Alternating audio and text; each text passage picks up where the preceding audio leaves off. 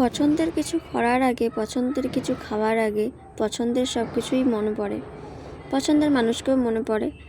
তো পছন্দের একটা খাবার রান্না করা হচ্ছিল, মামি রান্না করছিল, আমার মাই রান্না করছিল।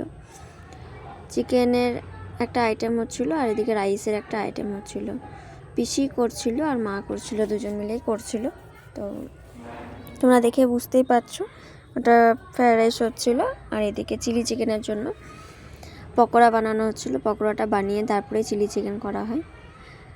তো সেই জন্যই বললাম যে পছন্দের কিছু খাওয়ার আগে, পছন্দের কিছু করার আগে তার কথা মনে পড়ে, কিন্তু তার একবারও মনে পড়ে না যে তারও একটা সন্তান আছে, যে বাচ্চা মেয়েটারও একটা মন আছে, সেও তাকে খোঁজে।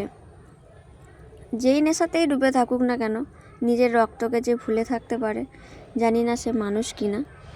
মানুষের পর্যায়ে যদি থাকতো তাহলে হয়তো নিজের রক্তকে ভুলে যেতে পারতো না। তার জন্যই মনটা শুধু কাঁদে, কিন্তু কিছু করার নেই। আমার কাছে যেটা আছে সেটাকে নিয়েই থাকতে হবে, সন্তুষ্ট থাকতে হবে। কারণ যেটা দিয়ে গেছে সেটাই আমার কাছে, ভগবানকে বলি, সেটাই আমার কাছে হয়তো বিশাল বড় একটা প্রাপ্তি। তার জন্য আমাকে তার কাছে রেখে দিয়ে গেছে।